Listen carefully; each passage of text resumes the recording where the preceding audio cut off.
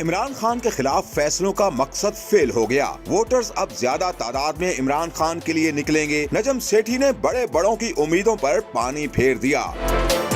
शरई निकाह केस के फैसले के हवाले से एक निजी चैनल के प्रोग्राम में गुफ्तगू करते हुए सीनियर सहाफी नजम सेठी का कहना था कि सियासी तौर पर ये एक बहुत बुरा फैसला है। ये लीगली बहुत कमजोर जजमेंट है और जो पॉलिटिकल मकसद था इस जजमेंट के पीछे वो भी हासिल नहीं होगा और जब ये जजमेंट हाई कोर्ट में चैलेंज होगी तो फौरन फारिग हो जाएगी।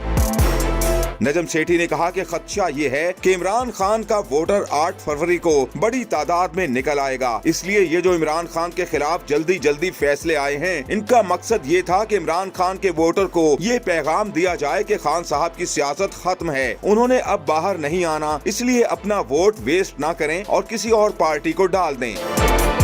नजम सेठी का कहना था कि पहले 2 केसेस से ये पैगाम चला गया था, लेकिन फिर मसला ये हुआ कि पैगाम जा तो रहा था लेकिन लोग सुन नहीं रहे थे। फिर फैसला हुआ कि ये तीसरे केस में भी सजा सुना दो और थोड़ा इस्लामी एंगल दे दो, क्योंकि हमारे यहाँ ट्रेडिशनल लोग हैं तो हो सकता है ये एंगल थोड़ा ज्यादा भारी रहे। लेकिन गलती ये है कि इमरान खान का ज्यादा वोट यूथ का है और यूथ इन चीजों को नहीं देखता कि वो इमरान खान के दीवाने हैं। और इस फैसले से ये भी नुकसान हुआ है कि बहुत से ट्रेडिशनल लोग भी इस फैसले को सही नहीं मान रहे, उनको भी लगता है कि इस हद तक नहीं जाना चाहिए था।